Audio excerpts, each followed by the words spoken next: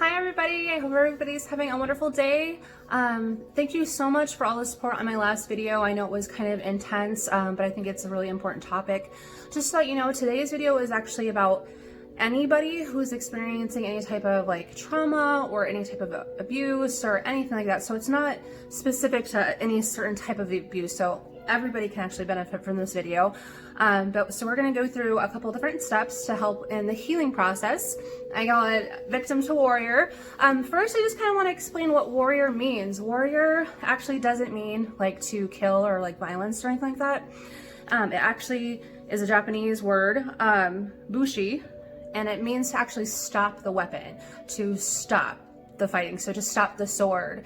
So instead of like thinking about killing people, it's actually to stop the violence or stop the abuse, just to stop that from happening. So I don't want you guys to think that I'm out here gonna try to like kill anybody or that you should. Honestly, being a warrior is about being peaceful and to bring peace to the earth and not to cause more violence. Also, even like the word samurai, I wrote it down. So samurai, it also means to serve. So that's another like thing as far as like a lot of people think, samurai, soldier, or they're killing everybody. But again, it's about to serve and to, I think as a human being, that's probably the greatest thing that we can do is to serve others by, either just like being there for them or offering love and kindness and really like working from your heart space. So that is just a little explanation about what samurai and warrior mean. It really means a lot to me. So let's just get into it. All right, so one of the things I did put on my last video was called shadow work. So I hope that you guys like go and check that video out. It's on my Instagram page. But there's like different levels to kind of start the healing process.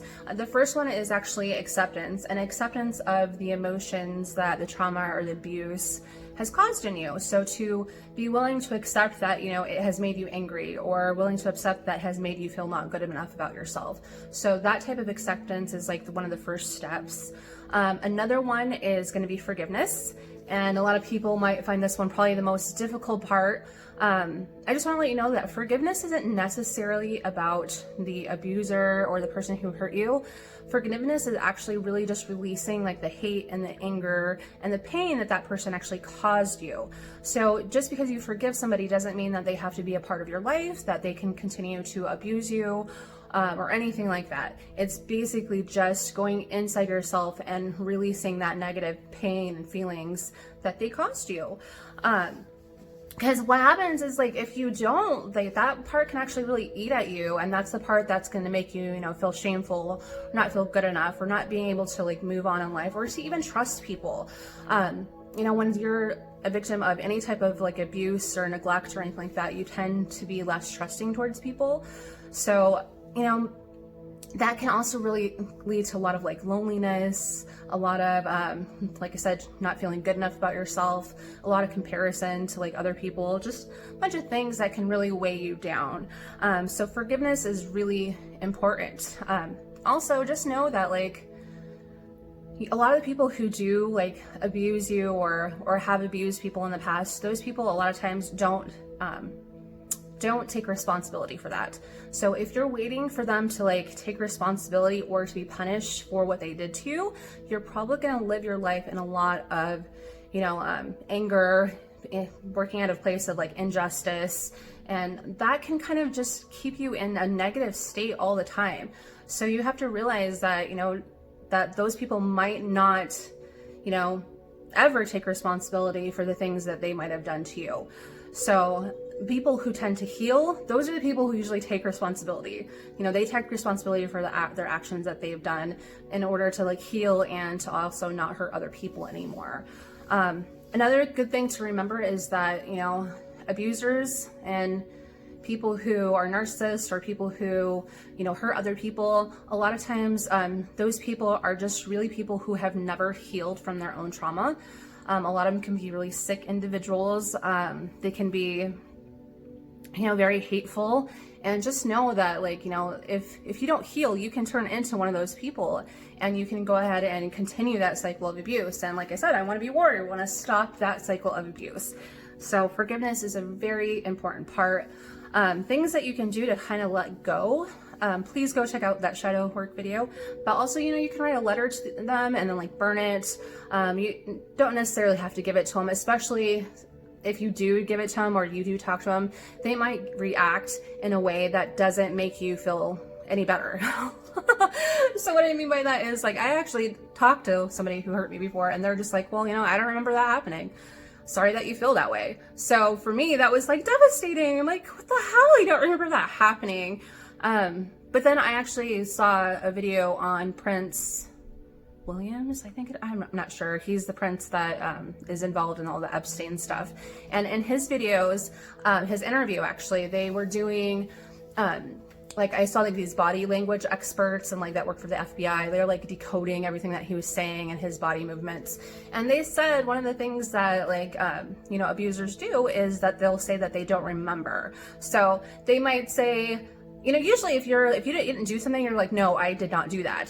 But a lot of times people will say, I don't remember. So it's not that they are not taking responsibility for doing it. It's that they're just taking, you know, the easy way out by saying, I don't remember. So just know that, you know, if some people might, you know, you might get the appropriate reaction to people, and you might find some healing and forgiveness with each other. But a majority of the time, you're probably not going to get what you want out of it. So just know that, you know, it starts with you. You really have to go inside and heal yourself, and worry about you. And so that will help you like move on. Also, when you start to let go of these negative emotions, when you start the healing process, this is when you actually get your power back. Like, you become happier and stronger, and you should actually feel it like on a daily basis, like this lightheartedness. Humans are made to love one another. You know, a lot of times we don't feel that way, but a lot of us start to deal with like depression or like loneliness, because we're always constantly searching for other people to fulfill you. But really, it comes from within. Once you start realizing that you are an infinite being, I always like to say that we are spiritual beings having a temporary human experience. And I really believe that to be true. And our higher source power, or the universe, or God, whatever you would like to call it, that is all based out of love, unconditional love. And unconditional love is when you don't put conditions on your love that you give. Like, I really feel like that I love everybody, and there isn't any bad people. There's just, like I said, there's just really sick, hurt individuals out there. Unfortunately, those people are probably the people that need the most love. A lot of times those people aren't going to get the love because of you know, their actions and their behavior. So that kind of makes me a little bit sad, but, you know, knowing that I am doing my best to heal myself and to work on me, like, that's really all I can focus on, and that's all you can focus on. And I also want to say that there's nobody out there that's going to do this work for you. You can't wait for somebody to come along and be like, hey, you're good enough. You know, people like you.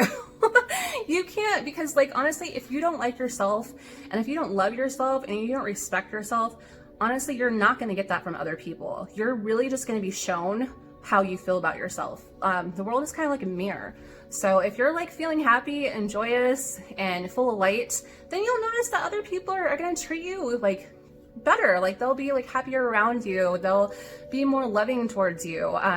You know, people who have that love inside, they actually attract more love. And the people who have that emptiness and that are constantly looking for others to fulfill those needs, those are actually the people who suffer from depression, the people who are lonely, the people who are angry. And, you know, I've been that person, and sometimes I even feel like I still am that person. Sometimes I'm, you know, getting a lot better at it. Like, I really do try to live my life kind of love and happiness. And, you know, some people aren't receptive. Or also, like, you know, you gotta watch out people who like really put restrictions on like your friendships or things like that.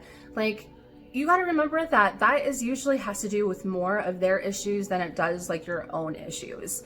So, you know, anytime somebody is telling you something negative about yourself, or criticizing you, or just being really like horrible to you, it's usually because they haven't dealt with their own issues. So just remember that, you know, try not to take things too personally. At the same time, you know, self-reflection is also good too. You know, if somebody's saying, hey, you're acting like a butt, well, you might want to think about, am I acting like a butt, or are they just like misinterpreting what I'm doing?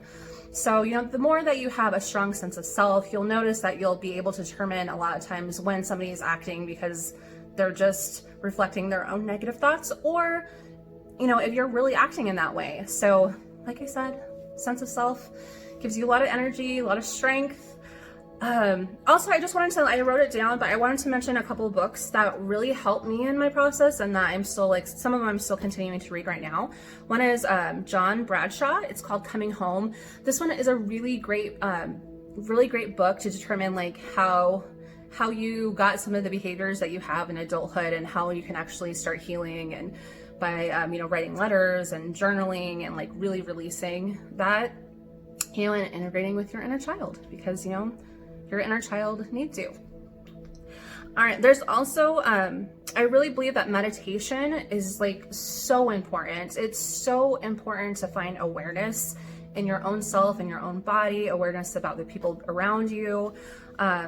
So one of the books that, or actually it's not a book, but it's called TEM. It's Total Embodiment Meditation.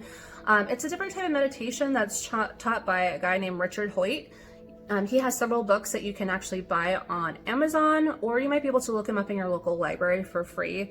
But he's another really good read. And I've been taking actually a meditation course that he's been, that I take online, and I've been really enjoying it. I'm also part of several different meditation groups on Instagram. There's another guy named, his name is Adam the Monk on Instagram. He's a young guy, but he's already a monk, and I'm like find so much inspiration for him to find like his spirituality at such a young age. But they also have like it's called Thoughtful Thursdays, and it's just like a little meditation, and then they do like a little class after. They have like guest speakers, and that one has been really really special to me. Like, it's one of my favorite days is Thursday because I get to be a part of it. He also has a book club going on right now too. I think she has several book clubs going on, but one of the books that we're reading is called Spiritual Warrior 2. I'm going to be honest with you, it was a little bit hard for me to read at first because it talks about God and it talks about the Lord a lot.